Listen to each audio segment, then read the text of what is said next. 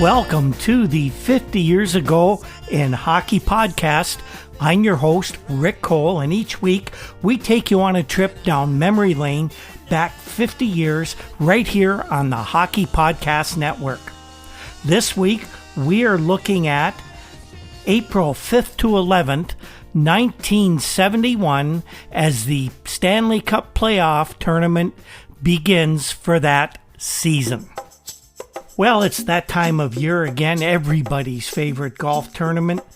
They're in Augusta, Georgia to compete for the coveted green jacket, and DraftKings, the leader in one-day fantasy sports, is putting you right in the center of the action by giving you a shot to land in the green. This week, DraftKings is giving you a free shot at the $1 million top prize when you download and sign up using the promo code THPN. If you haven't tried DraftKings, this is the time to get involved. It's really easy to play. Pick 6 golfers, stay under the salary cap, and submit your lineup before the tournament tees off early Thursday morning. Then sit back and just follow the action. The more red numbers they have on the leaderboard, the closer you'll be to winning some green.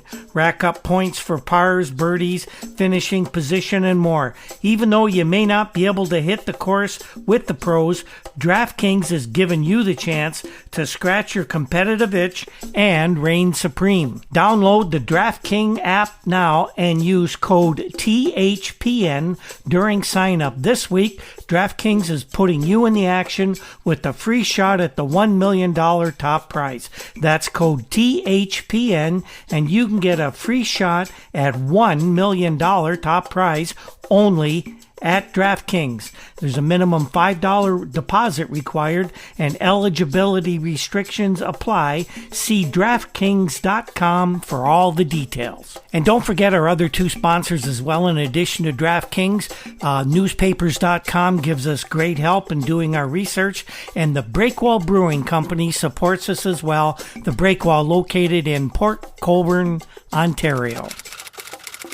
So when we left you last time, the 1970-71 regular season had been completed by the 14 National Hockey League teams, and the Stanley Cup playoffs and our coverage were about to begin. Here's what we have in store for you this week.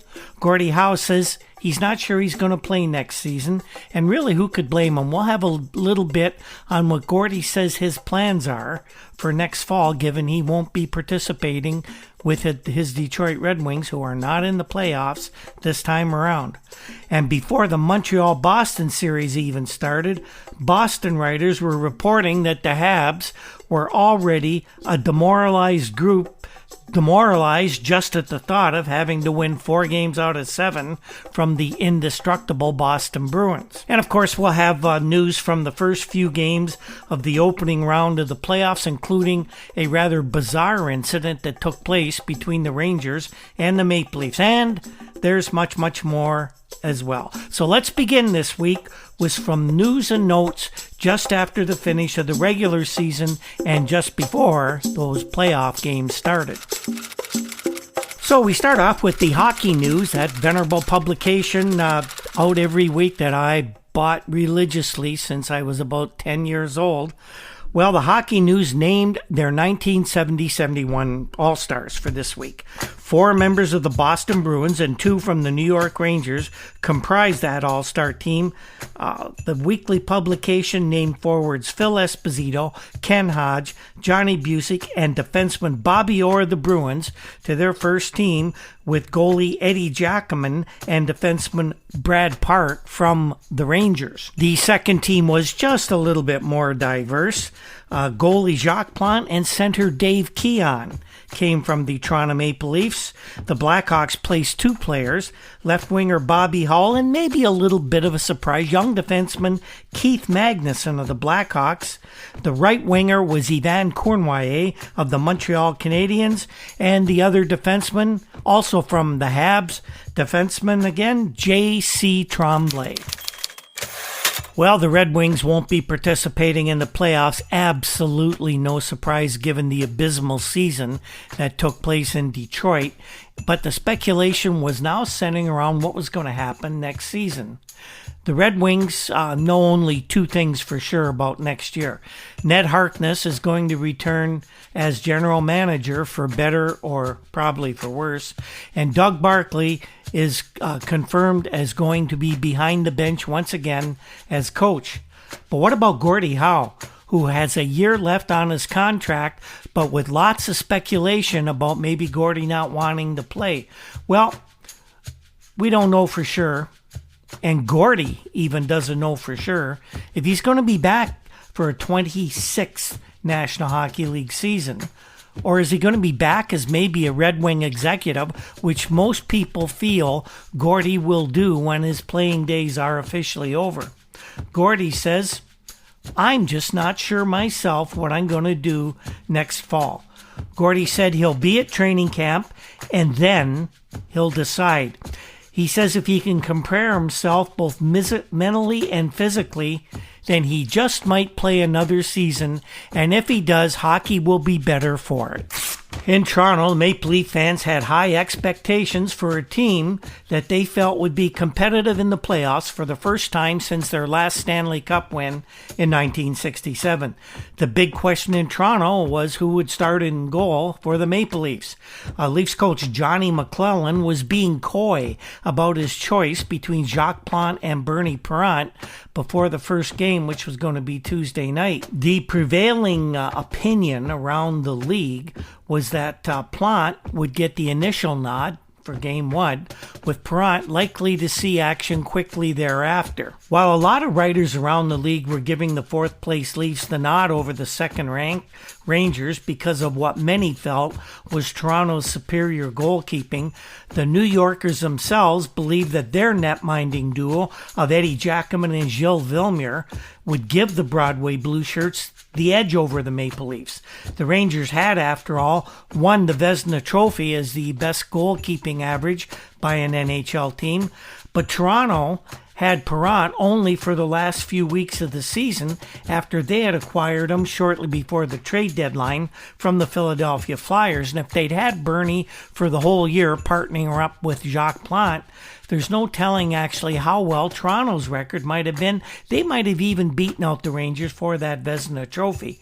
Another thing that contributes to Toronto's better defensive record after a bad early start of the season was the acquisition of veteran defenseman Bob Bond, who seemed to sew together a patchwork defense corps made up of mostly youngsters, and that gave the Leafs goalies much better protection. Don't tell the Rangers' Glenn Sather that Plante is the key to Toronto's success, though.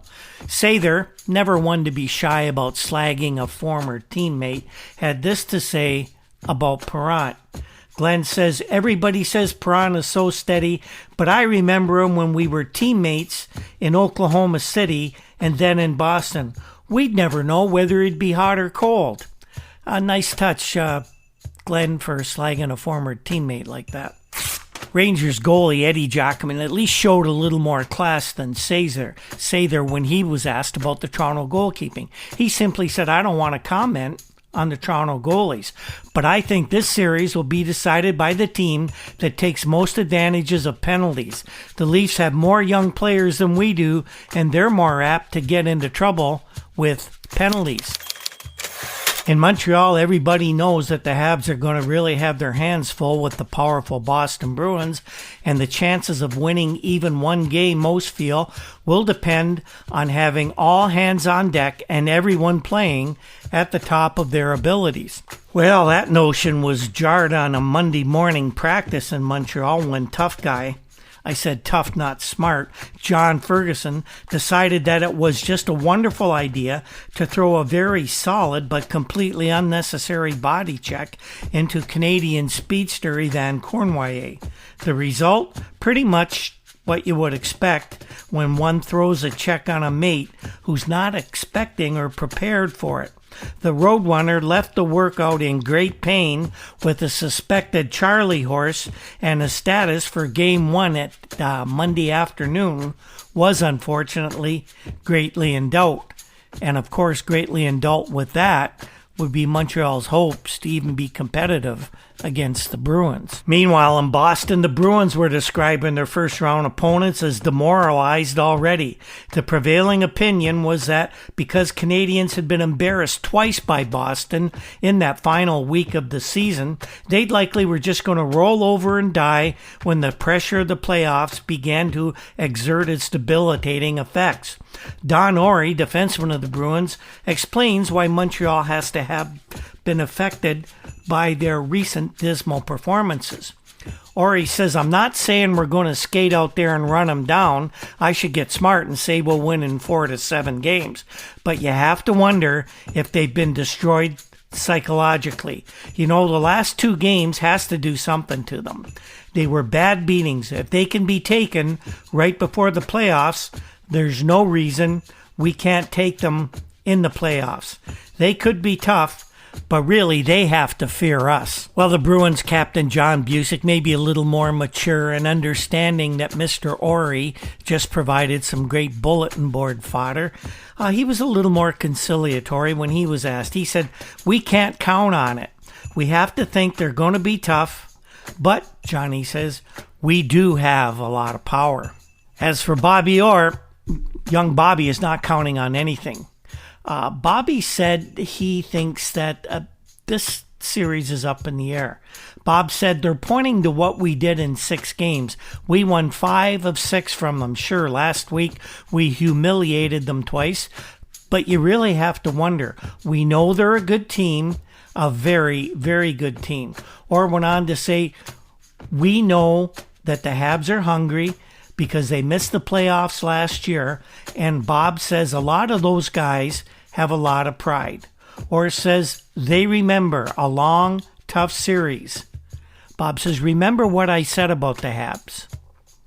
Maybe prophetic words from young Bobby Orr. Most observers around the NHL felt that the St. Louis Blues would have absolutely no trouble disposing of the 4th-place North Stars in their series.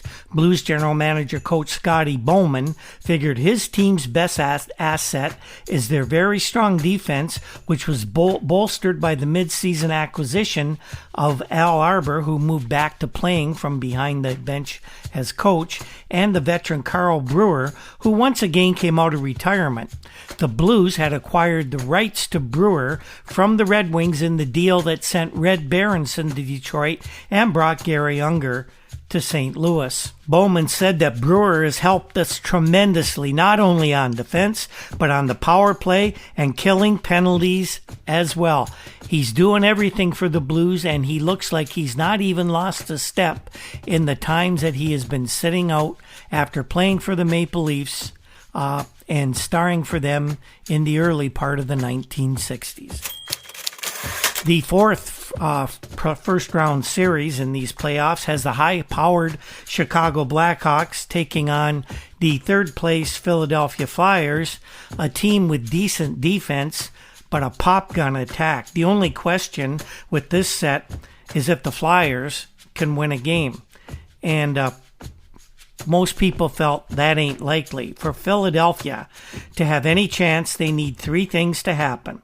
They must shut down the vaunted Chicago offense, and that means not only the big guns Stan McKeet and Bobby Hull, but they also have to contain the Hawks' lesser lights, most of whom possess far greater weapons than anybody on Philadelphia. Then to be successful, the Flyers have to be able to penetrate the impressive Chicago defensive core, and then try and beat their outstanding goalkeeper, Tony Esposito.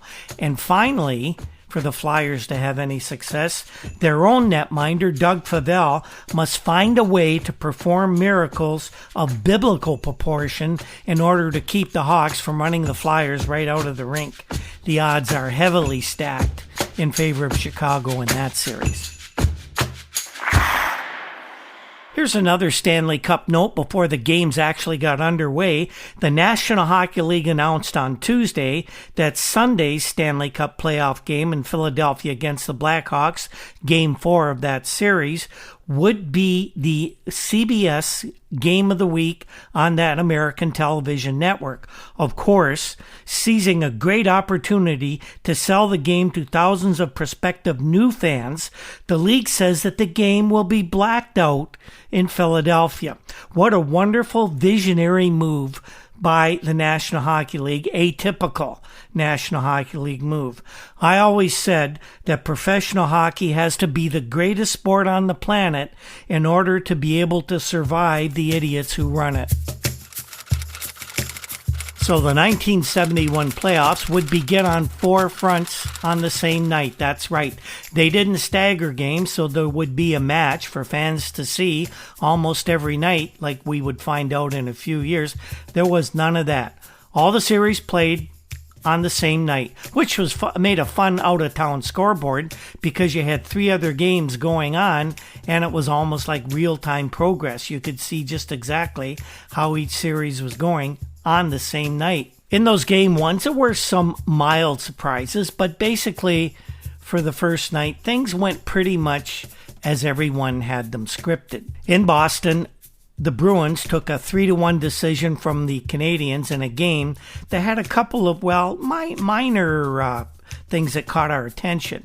The Canadiens shocked everybody by starting young rookie goalie Ken Dryden, who had all of 6 National Hockey League games under his belt. They started him in goal, and he was very, very good. Secondly, the Bruins superstar Bobby Orr uncharacteristically lost his cool in this game and was sent to the penalty box with a 10-minute misconduct for verbally abusing an official. Some felt the verbal abuse was actually bordered on physical, and many called for a suspension to the Boston superstar. The fine hockey writer of the Montreal Gazette, Pat Curran, tells the story for us in that first game. He rates that maybe they'll call it the playoff of the Boston Strangler, or the night when Bobby Orr became a human being, as berserk hockey players go, or maybe some may remember it in years to come as the game when goalie Ken Dryden got his first taste of playoff pressure. In any case, the Stanley Cup quarterfinal opener had a little bit of everything. The Canadiens gave it everything they had, but they didn't have enough to hold the powerful Bruins from a 3-1 victory. Montreal came up with their best effort on Boston Garden ice since they took the last playoff round 2 years ago. They showed a reversal from Sunday's humiliating defeat by matching the Bruins check for check and hit for hit, and that was not expected. There was none of the intimidation that needled the Habs into submission in those final regular season games. For a while, it seemed that Dryden's superb goaltending, he stopped 39 Boston shots. They thought that might help them steal the opener, the best-of-7 round, which continues in the Montreal tonight. Remember, he's reporting right the morning after that first game of the playoffs. However, the Bruins were a little sharper and a little more alert on their scoring opportunities. They scored once in each period for their 11th consecutive playoff victory behind the goalkeeping of Jerry Cheevers and his 30 saves. Taking advantage of early Montreal penalties when minors to Pete Mahovlich and Terry Harper overlapped for 44 seconds, Bobby Orr gave the Bruins a lead on a low sizzler from the point. John Ferguson, one of the Habs' best forwards in a driving effort all night, powered through the crease, as he usually does, to tie the score during a second period penalty to Boston rearguard Dallas Smith. But Wayne Cashman, on one of the few plays when Montreal checkers appeared to be sleeping, tipped in a pass from Smith midway through the middle period to put Boston back in the lead for good. The clincher for the Bruins came in the 9th minute of the final frame when Mark Tardif lost the puck to Johnny Busick while wheeling out of his own end. Fred Stanfield quickly let go of a 30-footer that caught Dryden by surprise. After the game, Ken said, "I just wasn't ready for that one. Ken told reporters after the game that he wasn't really surprised that he was told that he was going to be starting this game. Ken said, "I knew there was a 50-50 chance I would play, and the pressure of the game wasn't any more or any less than I expected." That's actually a pretty quick, concise answer. We would learn in future years that Ken didn't always give quick or concise answers when interviewed. It seems that referee John Ashley must have done a really good job, or maybe a really bad job, depending on how you see these things, because both teams were complaining about his officiating, which is usually the case with John Ashley. It was a bitterly fought game all the way, but as we said, both teams didn't like Ashley's work.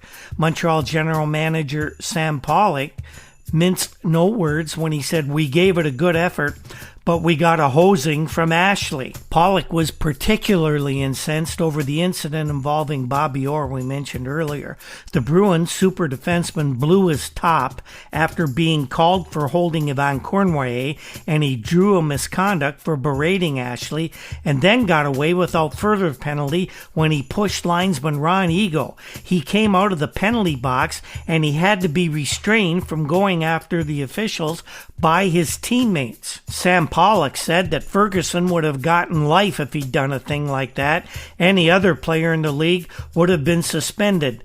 It didn't mean much because we couldn't score when he was away during the 10 minutes, but it might have been important if we had to play overtime, or maybe if Orr had to miss a few games. After the game, Bobby Orr was asked about his behavior, and he had cooled off by then, and here's what he explained. Orr said that it was a cheap penalty and that he said so to Ashley. Bobby says, "I guess it was stupid to blow up at that time of the game, but everything turned out all right anyway." In the other Eastern Division opening game, the New York Rangers edged the Maple Leafs by a score of 5-4 at Madison Square Garden, and Gerald Eskenazi gives us a bit of a report there. Breaking dramatically in the final period from the Rangers' tradition of losing the big playoff games, the New Yorkers scored twice to defeat the Maple Leafs 5-4. Walt Tkachuk, who was to say later he didn't remember who nearly beheaded him, burst between Bob Bond and Jim Dory, didn't flinch as Dory flailed at him with a stick and spun a bullet past Jacques Plante, the Leafs' asthmatic netminder, for the winning goal. The 17,250 fans at Madison Square Garden, as fickle as they are loud, suddenly erupted in a loving cheer. That was unusual because earlier there were boos of frustrations as the Leafs put on a brilliant effort in the first two periods, forechecking the New Yorkers into distraction, prohibiting rushes from forming while playing opportunistic hockey. The Rangers made Bob Bond a special target all night, and they were going after him at every opportunity. He was returning from a severe neck injury that he suffered 2 weeks ago, but that special attention by the Rangers did not stop Bobby Bond, who was hitting everything that moved. John McClellan said to get Bond out of the lineup, they're going to have to break his leg, possibly recalling the broken ankle Bobby suffered during the 1964 playoffs, and even that didn't keep him out of that series. In the Western Division, the Blackhawks had absolutely no trouble disposing of the Flyers by a 5-2 score at Chicago Stadium before the usual crowd of somewhere over 20,000. The Flyers knew they had to contain Bobby Hull to have any chance in this series, and in Game 1, they just didn't do it, as the Golden Jets scored twice to lead the Hawks to that first game win. The mild surprise took place in St. Louis, where the Blues hosted the North Stars, and these are two fairly evenly matched teams. The North Stars upset the Blues by a 3-2 score. It wasn't really a great game, but the St. Louis fans made a lot of noise and, of course, made it interesting, but in the end, Minnesota prevailed. This was a case of a team's best players being what they had to be, their best players. Jude Druin, Danny Grant, and Jean-Paul Parise took care of the scoring for Minnesota, and Cesar Maniego put on a masterful goaltending performance. St. Louis scores, by the way, were Fran Huck and Gary Unger, who were two recent Scotty Bowman acquisitions, and it looks like this series could actually end up being a toss-up and may go either way.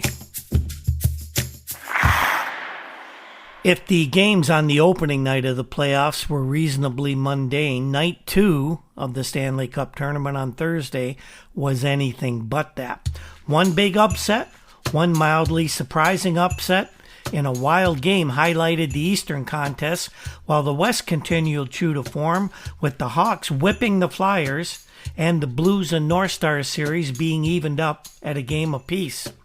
The Toronto-New York game was a strange contest, and we will let Dan Proudfoot of the Globe and Mail of Toronto tell that story. A bizarre, brawling end to Toronto Maple Leafs' 4-1 win over the Rangers last night couldn't hide the fact that the Leafs were by far the more effective team. The Leafs' victory tied the best-of-7 Eastern Division semifinal at 1-1. The third and fourth games, of course, will be played in Toronto Saturday and Sunday. Paul Henderson scored twice, his third and fourth goals in 2 games of the quarterfinal, and Dave Keon shot his third, assisted on another by Gary Monahan. Former Leaf Tim Horton got the Ranger goal late in the second period, but by that point Toronto was already ahead by 3. This game will be remembered for the mob scenes that rivaled Times Square on St. Patrick's Day.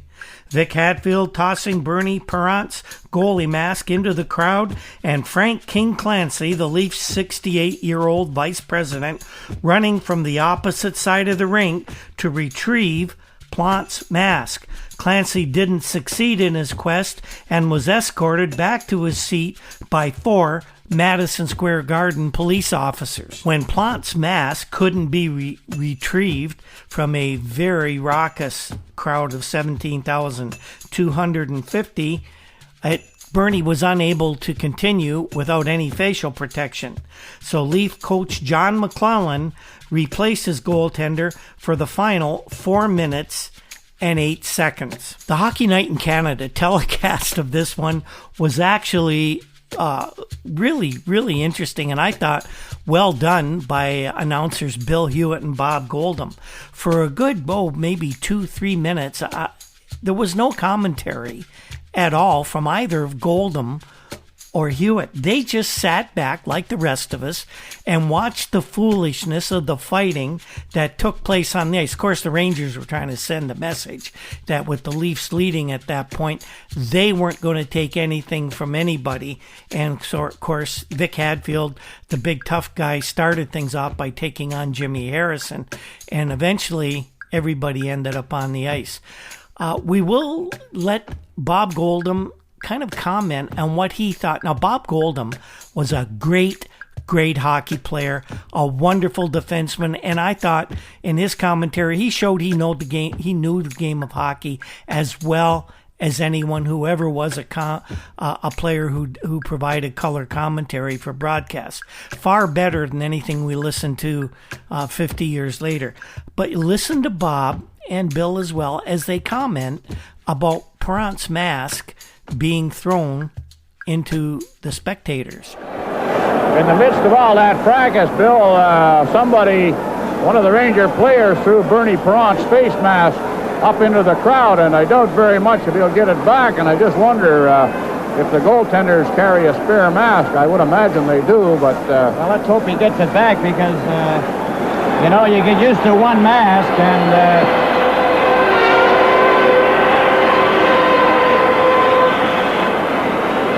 That's Bernie Parent trying to tell referee Lloyd Gilmore. Well, the police are moving in and trying to find it.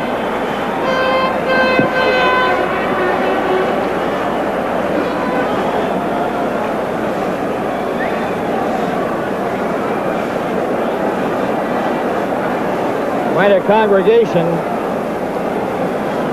over by the boards there. There must be at least 15 or 20 policemen there now, at least. Well, I'm still trying to figure out what all this fighting proves. We had a pretty good hockey game going along here till this broke out. Lots of good end-to-end rush, lots of good goaltending, good shooting, and then all of a sudden it developed into that Pier 5 thing, and it still hasn't accomplished anything or proven anything. And Frank King Clancy is down there now. There he is, leaning over the boards. You can see him there beside the policeman pointing and talking to someone out there. And I guess it's regarding Perron's face mask. One thing for sure, wherever you find the action, where you find King Clancy. Well, I think he's trying to help get that face mask somehow. He's certainly got lots of protection. That protection that Bill Hewitt was referring to was the quartet of New York police officers that surrounded King. Otherwise, he probably would have been mobbed by that partisan New York crowd. They escorted King back to where he was sitting on the other side of the ice, and he was none the worse for wear. And as wild as the Toronto-New York game was, the contest in Boston between the Bruins and the Canadiens actually featured something that was completely unthinkable. The Bruins jumped out to a 5-1 lead in this game, and people around Boston Gardens were actually wondering if the Habs would even bother playing the final 2 games of the season, or the series, as they saw it. The Bruins looked like world beaters. There was no doubt they were going to win their second consecutive Stanley Cup. But guess what happened? The wheels fell off of the Boston train, and the Canadiens came back to claim a completely unforeseen 7-5 victory, evening the series at a game apiece with the discombobulated Bruins. Tom Fitzgerald of the Boston Globe describes how it all happened. There will be a slight delay in the progress of the Bruins to another Stanley Cup. That much was assured in Boston Garden last night when a late attack of mass ineffectiveness seized the defenders of the trophy and led to a shocking 7-5 overturn at the hands of the suddenly aroused Montreal Canadiens. Some of the 14,994 onlookers could scarcely credit the scene as the Bruins gave up 5 goals in the last period after a relatively convincing show through the earlier stages. This squared the opening series at 1 game apiece and put a quite different complexion on the competition, which now moves to Montreal for games on Saturday and Sunday evenings. This was not a matter for bright contemplation either, because the Bruins have a most recent record of 5 Stanley Cup losses up there in the Forum in 1968 and 69. The calamity that overwhelmed this Boston team was not alibied by anybody who had the right to give the word. The players were understandably grim and self-contained, but Coach Tom Johnson had a firm and uncompromising attitude. "We just had a total defensive collapse in the last period," Johnson said. A total collapse. In a sense, the second game provided a contest between the stars of 2 separate hockey generations, and eventually it was the representative of an earlier day who claimed top billing in this one. For 2 periods, the game was dominated by Bobby Orr, who scored 1 goal himself and assisted on 3 others as the Bruins went ahead by 5-2, the remaining goals being contributed by Johnny McKenzie, Teddy Green, Wayne Cashman, and Derek Sanderson. The only responses for Montreal over that stretch were by Yvon Cornway, a gifted and quite gritty little right winger, and Henri Richard, whose tightly curled gray hair makes him look more ancient than his 34 years. Then there was a flashback to some of the Canadiens' greatest days of glory, when a takeover by one of the game's greatest French stars took place in this game. Starting that final period, Jean Beliveau scored 2 quick goals himself and assisted on what proved to be the actual game clincher by tough old Johnny Ferguson. Jacques Lemaire scored on a breakaway against the careless Boston defenders, and there was another on a reasonably close facsimile by Frank Mahovlich to account for the rest on that 5-goal avalanche. But this was the night of John Beliveau, whose 2 goals and 2 assists lifted him to the head of the list among Stanley Cup scorers with 159 points, one ahead of the great Gordie Howe. It was just a little more than a year ago when John felt, quote, the legs might be getting a little too old. But there was a month late last season when they felt good again, he said after the game. He said, it helped me to make my decision to try and play another year, and Canadians are glad he did. Jean laughed off an idea that he was feeling young again, but he did admit that there was a nice feeling in what had happened in Boston Garden after his team had been declared an almost hapless short-ender against the Bruins, even by experts in his own hometown. Now, at 39, Jean had a sense of the triumphs to which he had been accustomed in his early days with the Rocket and all the others. He was aware of how the Bruins felt. It's a bad feeling, he said, when you start a last period leading by 2 or 3 goals and then find that you're only 1 ahead. Something can happen to you, and something did. Something happened to the Bruins, and the collapse was launched by those goals which Beliveau put together in a space of only 1 minute and 24 seconds at the start of the final period. The first was on a power play during a penalty to Phil Esposito. Esposito himself had one of those disappointing evenings, and while he was sunk in disappointment like all the other players, he did provide some analysis of the game. Phil said, I just wasn't shooting, referring to his total of only 3 tries at Ken Dryden in the Montreal goal. As Phil said, I guess I was too conscious of the guy checking me. He went on to say that the whole thing was sort of psychological. He was passing off too much instead of shooting, but he says, the next game, I'll go back to shooting like a maniac. It was also, of course, a very disappointing evening, very specially for Boston goalie Eddie Johnson. But his coach indicated that he wasn't placing any blame on the veteran netminder, although he did confirm that Jerry Cheevers will resume in the rotation tomorrow night in Montreal. Johnson said, it's just what I said. We had a total defensive collapse. We were just plain lousy. In between the games, there was a little bit of news that came out. Bernie Perron, who lost his mask that was thrown into the Madison Square Garden crowd in Game 2, was specially fitted for another of those $150 models by the company owner Jacques Plante, his goaltending partner, and it was confirmed that Bernie would be wearing a new mask and would play for the Maple Leafs in Game 3.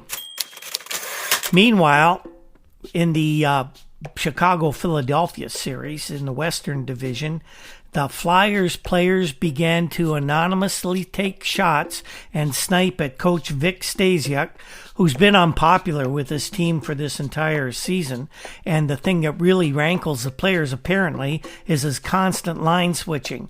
One player who allowed himself to be identified was Andre Lacroix, and he's had numerous run-ins with Stasiuk all season. Many of the Philadelphia players refused to be identified when they complained about Stasiuk's constant line switching, but Lacroix stepped up and just said, I don't understand what he's doing when you keep a 20-goal scorer on the bench. They're going to need Lacroix to score a few goals, or this thing's going to be over in 4 games, and there isn't anybody who thinks that it's going to go any longer than that. A few quotes from around hockey after the first 2 games of the playoffs. There's a Montreal bookie who said no one is quoting line odds on this series now, meaning the Montreal-Boston series. He went on to say that it's too hard to figure, and most of the action is on individual games anyway, but I think Boston 8-5 would be about right because the Bruins have to win at least 1 game in Montreal if they're going to take this series.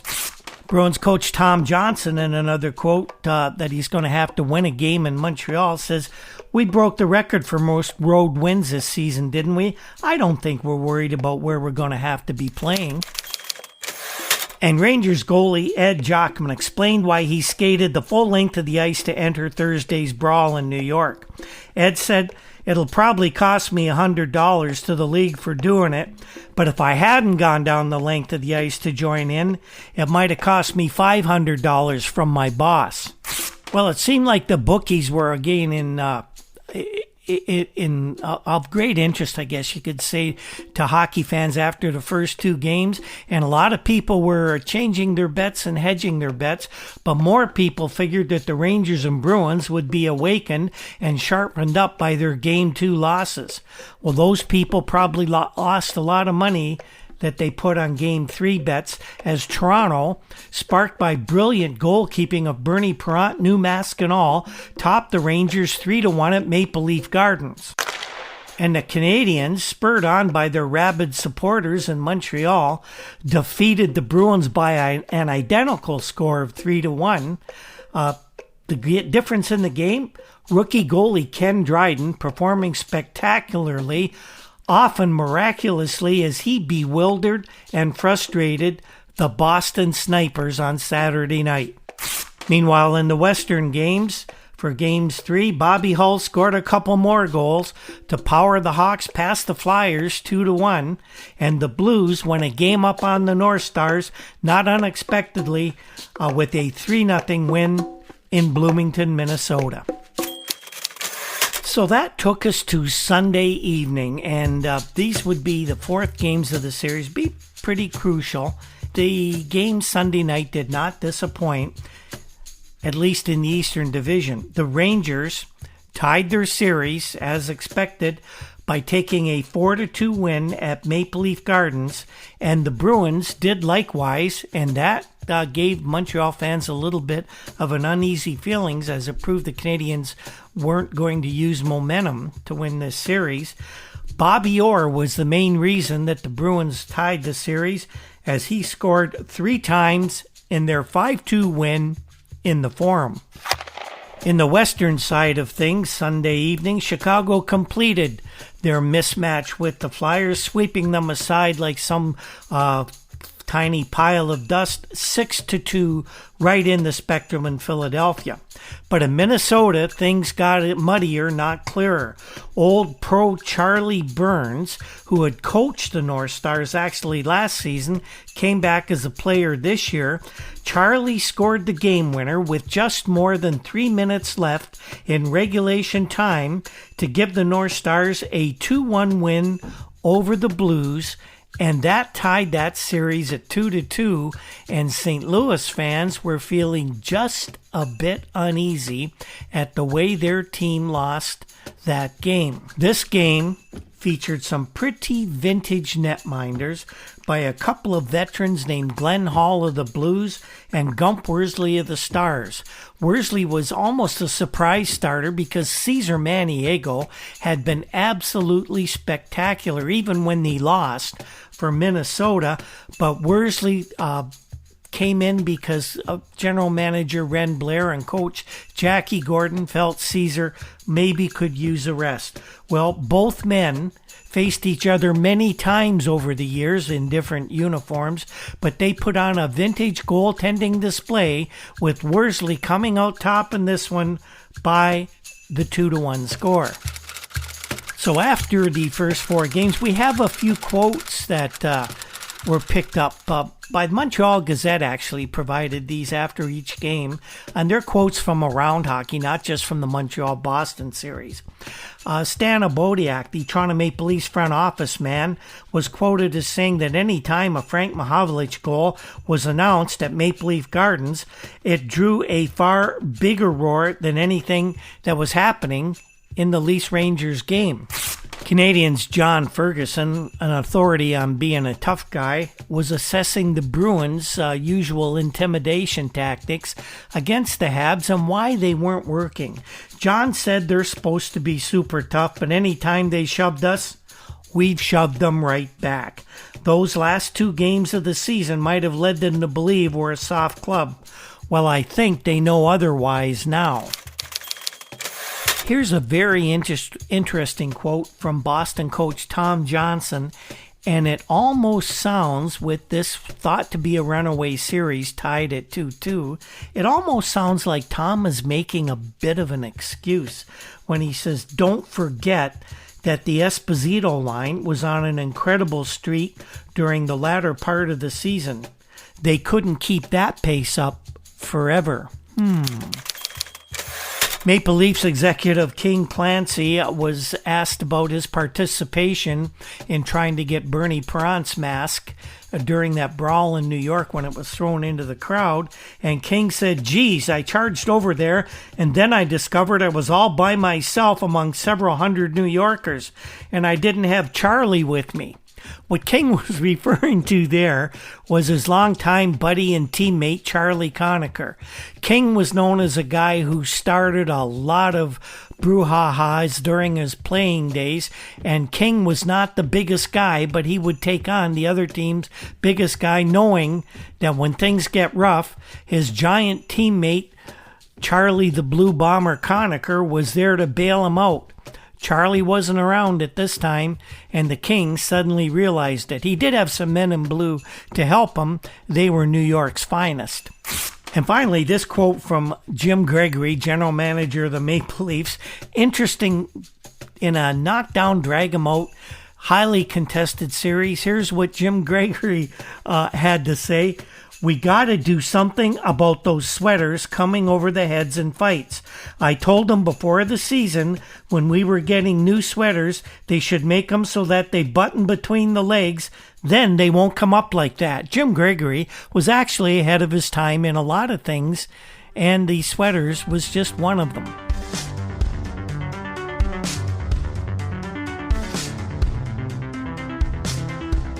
So that is our show this week, everybody. And what did we learn from the first week of the Stanley Cup playoffs? Well, we learned that Montreal's certainly not going to be any pushover for the powerful Bruins. And the way the kid goalie Kenny Dryden was playing, you often started to think now maybe there actually could be an upset in the works. We learned that despite the spin that's put on by the head offices in Montreal and the 6 established teams, that there really is no parity between the established and the expansion teams just yet.